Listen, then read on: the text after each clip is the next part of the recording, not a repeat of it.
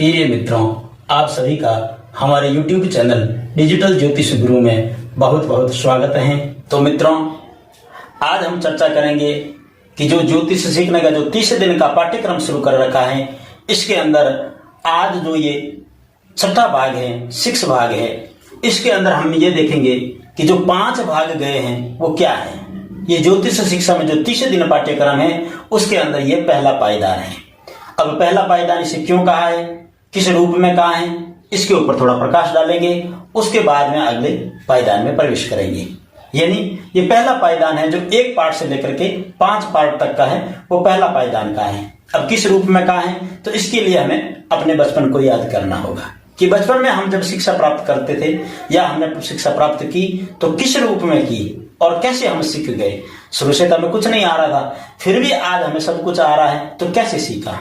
जब तक कोई भी चीज अगर हम समय निकलने के बाद में, जैसे कहते हैं कि भाई सीखने की कोई उम्र नहीं होती है, आदमी जीवन भर सीखता है। अगर किसी के दिमाग में है कि भाई ज्योतिष अब हम नहीं सीख सकते या कैसे सीखे, तो ऐसा कुछ नहीं है। सीखने के लिए कोई आयु नहीं होती है, आप कभी भी सीख सकते हैं। ज्ञान कभी भी प्राप्त किया जा सकता है और कहीं से भी प्राप्त किया जा सकता है।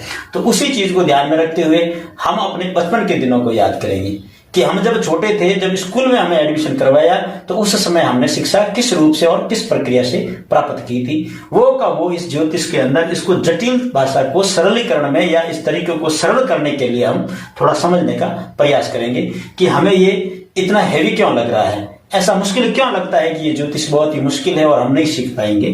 तो इसके ऊपर थोड़ा हम प्रकाश डालेंगे। जैसे मान लीजिए इस पाठ्यक्रम का नाम रखा गया है कि 30 दिन का पाठ्यक्रम। 30 दिन के पाठ्यक्रम का मतलब है बेसिक ज्योतिष का ज्ञान।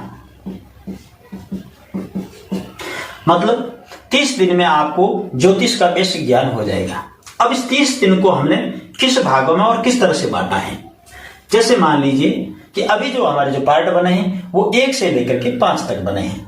तो जो 5 तक पार्ट बने हैं उसके अंदर पहला पायदान है वो किस रूप में है। तो इसके लिए हम अपने बचपन की शिक्षा को याद करेंगे। तो बचपन में हम कैसे शिक्षा प्राप्त करते थे कि शिक्षा प्राप्त करने का पहला पायदान, यानी बचपन में शिक्षा प्राप्त करने का पहला पायदान क्या और कैसे था। उसमें आता है अक्षर ज्ञान। सर्वप्रथम एडमिशन होते ही बच्चे को सबसे पहले अक्षरों का ज्ञान करवाया जाता है। हिंदी एवं गणित। हिंदी में अक्षरों का ज्ञान करवाया जाता था, जैसे अ से लेकर के क ख ग घ, यानी पूरे जो अक्षर जितने हैं उनका ज्ञान करवाया जाता था। और गणित के अंदर है जो अंकों का ज्ञान करवाया जाता था। 1 2 3 4 5 ये गिनती हमें सिखाई गई। इससे पहले तो हमें गिनती नहीं आती थी, किंतु फिर भी तो सीखे हैं। तो किस रूप में सीखे, क्योंकि उन्होंने सबसे पहले वो ज्ञान करवाना शुरू किया, हमारे साथ में ऐसा कुछ जोड़ा कि हम उसे समझ सके। जो हमारे निजी जीवन में जो आसपास की चीजें थी उन्हीं को हमसे जोड़ करके, जैसे अ से अनार कर दिया, आ से आम कर दिया, यानी ये सीधा बताया। क से कबूतर, कबूतर हर किसी को देखा हुआ है, तो यानी सीधे दिमाग में बैठने लगी। अब वो का वो चीज ज्योतिष में लागू होती है। किस रूप में होती है कि ज्योतिष ज्ञान शिक्षा प्राप्त करने के लिए पहला पायदान, जिसमें 5 हमने वीडियो बनाए हैं। पहला है पंचांग किसे कहते हैं, यानी पहले पायदान का पहला भाग, फिर दूसरा, तीसरा, चौथा और 5वां, इन 5 भागों को मिला करके पहला पायदान बना है, यानी एक पायदान बना है। पहला आ गया पंचांग किसे कहते हैं। हमें सबसे पहले समझना होगा कि पंचांग आखिर है क्या। तो हमने सबसे पहले सर्वप्रथम वीडियो में हम ये सब कुछ समझ चुके हैं। उसके बाद में दूसरा है तिथियों का ज्ञान। जैसे ये अ आ क ख ग क्या है, हमें ये बताया गया है कि ये है क्या। ठीक वैसे ही पंचांग क्या है, सबसे पहले हमें ये समझना होगा। उसके बाद में तिथियों का ज्ञान, जैसे 1 2 3 4 ये आ रही है, आखिर ये है क्या और आगे किस काम में आती है। ठीक वैसे ही ये तिथियों का ज्ञान हुआ। उसके बाद में आता है नक्षत्र ज्ञान। नक्षत्रों का ज्ञान हम कर चुके हैं। 4 नंबर पे है नक्षत्र और ग्रह स्वामी और याद करने का तरीका। जिस तरह से हमें इन्हें याद करने का जो तरीका बताया जाता है, वैसे ही हमने भी इनके अंदर याद करने के तरीके कई आजमाए हैं और आपको भी बताए हैं। उसके बाद में 5 नंबर पे है राशि चरण में अक्षर नाम, यानी इसके अंदर अक्षर सबसे पहले बताए जाते हैं और इनसे जुड़ी हुई चीजें शब्दों को बाद में बताया जाता है मात्राओं के द्वारा। मगर ज्योतिष के अंदर हमें सबसे पहले उन शब्दों को याद करना होगा। इसीलिए बार बार हर वीडियो में जोर दिया हुआ है कि आपको याद करना होगा, याद करना होगा। उसके बाद में राशि चरण में अक्षर नाम बिल्कुल इसके विपरीत करना है। यहाँ एक एक शब्द पहले बताया जाता है कि ये इसके अंदर सिर्फ इसके ठीक बिल्कुल विपरीत है कि यानी इस नक्षत्र में ये अक्षर आएंगे। अब ऐसे याद करना है, बिल्कुल आसान है। तो ये हमारा पहला पायदान हो गया। अब जिसे ये पांचों चीजें जो पहले पायदान में याद हो गई, तो उसके बाद में उसको अगला जो दूसरा पायदान है वो बिल्कुल इजी लगेगा और ज्योतिष सीखना भी बिल्कुल सरल लगेगा। इस बात पे आप विश्वास कर सकते हैं। अगर विश्वास नहीं होता तो आजमा करके देख लीजिए। उसके बाद में अब जो दूसरा पायदान होता है शुरू, तो वो किस रूप में होता है। अब इसको भी समझने के लिए वो प्रक्रिया है, बचपन में जो शिक्षा प्राप्त करते थे किस तरह से करते थे। यानी बचपन में हमें शिक्षा प्राप्त कराने के लिए जो अगला जो पायदान दिया जाता था, शिक्षा प्राप्त करने का दूसरा पायदान हिंदी के अंदर मात्रा और मात्राओं से शब्द बनाना। यानी हिंदी के अंदर जो ये जो अ से अनार लेकर के क गड़ ये जो है, इसके अंदर हमें मात्राएं लगा करके शब्द बनाना सिखाया जाता था कि कौन सी मात्रा लगेगी, कौन सा शब्द बनेगा और किस रूप में बनेगा। ठीक वही ज्योतिष ज्ञान शिक्षा प्राप्त करने के लिए दूसरा पायदान। अब इसी को समझना होगा। हिंदी के अंदर कैसे हैं कि तिथि वार नक्षत्र को मिलाकर योग बनाना। जैसे मात्राओं और शब्द को मिलाकर के जो शब्द बनाया जाता था कि भाई आगे कौन सा शब्द बनता है या इसका क्या अर्थ होता है, ठीक वैसे ही इसके अंदर हमने जो याद कर रखा है तिथि वार नक्षत्र को मिला करके योग बनाना। यानी जो पहला हमारे पंचांग किसे कहते हैं, जो यानी पंचांग के मुख्य 5 अंग हैं, उन 5 अंगों का जो हमने सूत्र दिया था तिथि वार नक्षत्र योग करण में वच, जो ये 5 अंगों का जो ये सूत्र है, ये सूत्र आपको अगर याद हो गया, उसके अंदर पता चल गया, तो यही चीज है कि जैसे तिथि वार नक्षत्र तक हम इस 5 वीडियो में बात कर चुके हैं। अब आगे हमारे आता है योग। तो अब योग कैसे बनते हैं उसके लिए अगला दूसरा पायदान है, यानी 6 भाग से हम शुरू करेंगे। अब उसके बाद में गणित। अब गणित के अंदर कैसे सिखाया जाता था, यानी अंकों को जोड़ना, घटाना, गुणा करना, भाग करना सीख कर अंकों का मान निकालना। ठीक वैसे ही इसके अंदर भी है ज्योतिष में कि इनके समय की सही गणना करना। इनकी किनकी, तिथि वार नक्षत्र, इनके समय की सही गणना करना और प्रत्येक का सही मान निकालना। यानी कौन सी तिथि कितने बजे तक है, कौन सा नक्षत्र कितना है, इस तरह की गणना करना। गणना करने के बाद दोनों को मिला करके मुहूर्त निकालना। उन दोनों चीजों को कंबाइन करेंगे तो मुहूर्त निकलेगा। अब इसके बाद में तो आगे कहीं चैप्टर है और वैसे मुहूर्त निकालने की कई प्रक्रियाएं हैं। मुहूर्त का चयन करने की कोई एक प्रक्रिया नहीं है। मुहूर्त का चयन करने के लिए कई प्रक्रियाओं से गुजरना पड़ता है और कई प्रकार की प्रक्रियाएं हैं, अलग अलग प्रक्रियाएं हैं। हर मुहूर्त में अलग है, हर मुहूर्त का एक अलग ही विलेख है। तो वो सब विस्तार का चैप्टर आगे हैं, मगर जब तक आप इन चीजों को नहीं समझेंगे तब तक आप उसमें आगे विस्तार में नहीं जा सकते। क्यों कि अगर मान लीजिए सीधा जैसे पहली कक्षा में कोई बच्चा पढ़ रहा है और उसको 5वीं कक्षा की अगर पुस्तक दे दी जाए तो सीधा कैसे समझेगा, संभव ही नहीं है। ठीक वैसे ही अगर आप मान रहे हैं कि थोड़ा बहुत आपने ज्योतिष समझ में आ गया, अब आगे हम सीधा समझ लेंगे, ये पॉसिबल ही नहीं है इसके अंदर। बाकी कहीं भी होता होगा, मैं नहीं कह सकता, मगर इसके अंदर ये थोड़ा मुश्किल है। इसके लिए आपको स्टेप बाय स्टेप ही चलना पड़ेगा और अगर स्टेप बाय स्टेप अगर एक बार आप चल गए तो उसके बाद में आप जीवन भर नहीं भूलेंगे, क्योंकि वो उसी हिसाब से आएगा। जिस तरह से ये पंचांग हम खोलते हैं या मुहूर्त देखते हैं तो सबसे पहले हमें क्या चाहिए, जो चीज जिस तरह से चाहिए उसी हिसाब से हमें चलना होगा। अगर उसी हिसाब से आप चलेंगे जीवन भर आप नहीं भूलेंगे। तो आप यकीन रखें, विश्वास रखें, धैर्य रखें। धैर्य के साथ में अगर आप सुनेंगे, समझेंगे और समझ करके सीखने का प्रयत्न करेंगे तो आप अवश्य सीखेंगे। ये मेरा आपसे वादा है, इसमें कोई संशय नहीं है। किंतु आपको उस हिसाब से चलना होगा। धीरे धीरे जो चीज जहां याद करनी है उसे याद करना होगा। अब मुहूर्त का चयन करते हैं तो तिथि वार नक्षत्र इनको मिला करके योग, यानी सबसे पहले देखा जाता है कि आज योग कैसा है। आप अगर शुरू से सीधा शुरू कर देंगे कि भाई आप तिथि कौन सी है, वो कौन सा है, ऐसा नहीं। आपको जो आगे वाला आपसे मांग कर रहा है कि भाई आज हमें ये फलानी चीज का मुहूर्त देखना है या आप देखिए, तो उसके अंदर आपको उस जो दिन आपको वो सामने वाले बता रहे हैं उस दिन के अंदर आपको सबसे पहले ये निकालना होगा कि उसका योग कैसा बन रहा है, उस दिन का जो समय काल है वो किस तरह से बन रहा है। तो सबसे पहले हमें योग की आवश्यकता पड़ेगी, और योग को जानने के लिए आप जुड़े रहे हमारे चैनल से। और ज्योतिष अगर आसानी से आपको समझ में आ रहा है तो चैनल को सब्सक्राइब करें, ताकि आपको आगे की वीडियो मिलते रहें और आप धैर्य के साथ में सीख सकें कि योग किस तरह से बनते हैं, क्योंकि वो विस्तार से हमें समझना पड़ेगा। कई बार ऐसा लगता है कि भाई जैसे वीडियो ज्यादा बन जाते हैं। मैंने पहली बार में कहा था कि 10 से 20 मिनट का वीडियो बनेगा। आपको जब समय मिले, जिस समय आपको सुविधा लगे उस समय देखिए। उसके बाद भी अगर आपको लगता है तो किसी भी चीज का स्क्रीनशॉट लीजिए, स्क्रीनशॉट लेकर के उसको याद करने का, समझने का प्रयत्न कीजिए।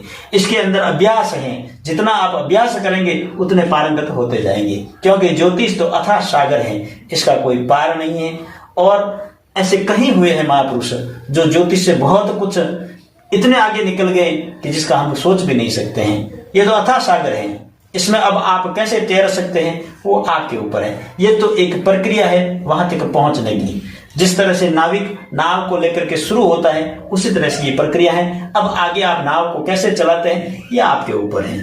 तो मित्रों, आगे के अब इस 6 भाग में जो हमारा 30 दिन पाठ्यक्रम का जो दूसरा पायदान है, उसके अंदर हम आज जानेंगे कि वार और नक्षत्र से योग जानना, शुभ और अशुभ। यानी योगों का कई प्रकार के हैं। आनंद योग, अमर सिद्धि योग, सर्वार्थ सिद्धि योग, कई प्रकार के हैं। वो सब एक आगे का विषय है। यहां ये जानकारी इसलिए पहले दे रहे हैं कि जब तक हमें योग का ही पता नहीं चलेगा तो आगे हम योगों को समझेंगे कैसे। ये अगले वीडियो में होगा कि योग कितने प्रकार के होते हैं, कौन सा योग किसके सहयोग से बनता है, और कौन से योग का किस मुहूर्त में उपयोग किया जाता है या चयन किया जाता है। अब आज हमें सिर्फ ये इतना जानना है कि सीधे शुभ और अशुभ और योग का जो अनुमान लगाया जाता है या सोचा जाता है कि भाई आज दिन शुभ है कि नहीं है, आज का दिन कैसा है, उसके लिए एक बेसिक जानकारी के लिए है जो शुरुआती में है। इसका चैप्टर पूरा आगे है, तो इसको समझने का कोशिश करें, प्रयत्न करें। वार और नक्षत्र से योग जानना, तो इसके लिए अगर आपके पास में अवेलेबल है, हमने पहले दिन से कह रखा है कि आपको पंचांग पास में रखना होगा। आपको पंचांग से टैली करेंगे तभी आपको आसानी से समझ में आएगा। तो चैत्र मास शुक्ल पक्ष संवत 2079 निर्णय सागर पंचांग लीजिए, अगर पास में है तो खोलिए। उसके पेज नंबर 33 पर चैत्र मास शुक्ल पक्ष संवत 2079, उसके अंदर प्रथम तिथि शनिवार रेवंती नक्षत्र लिखा हुआ है। अब हमें चाहिए क्या, वार। तो उसके अंदर वार हमें मिल रहा है शनिवार है, और नक्षत्र है जो रेवंती है। अब हमें ये कैसे पता चले कि शनिवार के दिन अगर रेवंती नक्षत्र है तो उस दिन योग क्या बन रहा है और वो शुभ है या अशुभ। तो इसके लिए आगे पेज नंबर है 130। यानी ये पंचांग के अंदर सबसे जो अहम बात है वो सीधी ये है कि हर एक पेज पे, उसी पेज पे आपको वो चीज नहीं मिलेगी।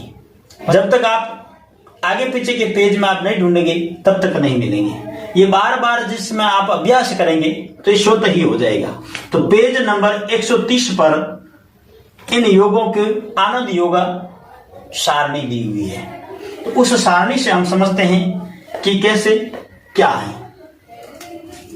तो इसके लिए जब आप पेज नंबर 130 जिसमें निकलेंगे तो आपको सीधी ये सारणी मिलेगी, जिसके अंदर लिखा हुआ है आनंदादि योगों के जानने का कोष्टक। यानी आप वार और नक्षत्र से सीधा कैसे पता कर सकते हैं, ये तो आपको एक कंप्लीट सीधा ज्ञान के लिए है। इसके मुहूर्त बनाने के लिए आपको और कई प्रक्रियाएं करनी होगी, किंतु ये सीधी प्रक्रिया है कि योग का कैसे पता लगाया जाए। तो अपने पास में आया है जो है शनिवार है और उस दिन रेवंती नक्षत्र है। अब इसमें आपको करना कुछ नहीं है, ये शनिवार आपको यहां से पकड़ना है और ये आगे जाना है। जहां रेवंती आ गया है वहां आपको रुकना है। शनिवार से आपको शुरू होना है, आपका जो नक्षत्र उस दिन का है वहां तक का चयन कर करके वहां तक आपको जाना है। ये आ गया रेवंती, यानी यहां सामने लिखा हुआ है शुभ। ये तय हो गया कि भाई ये रेवंती नक्षत्र शनिवार के दिन शुभ है। किंतु अब इसका योग कौन सा बन रहा है? धाता योग, जो बिल्कुल तिथि से पहले लिखा हुआ है पंचांग के अंदर 33 नंबर पेज पे लिखा हुआ है धाता योग, उसके सामने बिल्कुल ठीक। अब ये जैसे धाता योग आ गए, अब ये आगे का चैप्टर है, अगले वीडियो में बात करेंगे कि कौन सा योग होता है, तो कौन से योग में कौन सा काम करना चाहिए या कौन सा नहीं करना चाहिए।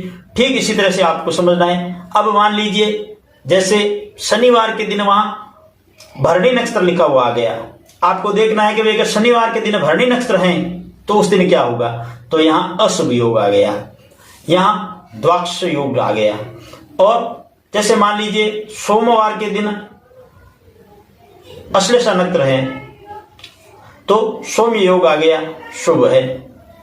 इसी तरह से ये सारणी दी हुई है पूरी, जैसे यहाँ ये सिद्धि योग है, मान लो बन रहा कैसे, नक्षत्र तो वहां मूल आ रहा है, जैसे रविवार के दिन मूल नक्षत्र आ रहा है मगर सिद्धि योग बन रहा है और यहाँ शुभ भी है। फिर ये किस में निषेध है और किस में लागू है, ये आपको आगे के और कहीं देखने पड़ेंगे। और इसको विस्तार से आप समझना चाहें या आप उसके अंदर एडवांस में आप तैयारी करना चाहें तो ये पास में दिए हुए हैं। नक्षत्रादि रवि योग किस तरह से हैं, सर्वार्थ सिद्धि योग किस किस के मिलने से बनता है, किस वार के दिन कौन से नक्षत्र होने से सर्वार्थ सिद्धि योग बनता है, ये यहाँ दिया हुआ है। अमर सिद्धि योग, तो इस तरह से योगों के बारे में भी दी हुई है। तो आशा करते हैं कि आपको समझ में आ गया होगा कि वार और नक्षत्र से शुभ और अशुभ का और योग कौन सा है ये पता लगाने के लिए उपयुक्त सारणी पेज नंबर 130 पे निर्णय सागर में दी हुई है। इसको आप देख करके आप अभ्यास कीजिए, मिलाइए, आपको पता चल जाएगा। तो ये तो हो गया यहां तक का, और अब आगे से जो इसका विस्तार है उसके बारे में हम अगले वीडियो पे बात करेंगे। और अगर आपको ये समझाने का तरीका अच्छा लग रहा है और आपको समझ में आ रहा है, आप संतुष्ट हैं, तो कमेंट जरूर करें। और आप वाकई में ज्योतिष सीखना चाहते हैं और ज्योतिष में अगर रुचि है तो चैनल को सब्सक्राइब करें, जिससे कि आप हमसे जुड़े रहें और आगे की वीडियो आप तक पहुंच सके। और आपको इसे समझने में अगर कोई समस्या है या कोई दिक्कत आ रही है तो कमेंट बॉक्स आपका अपना है, कमेंट करें, जिससे अगले वीडियो में कहीं ना कहीं आपका समाधान आपको मिल जाएगा। वीडियो को लाइक, कमेंट और शेयर जरूर करें। हरिओम।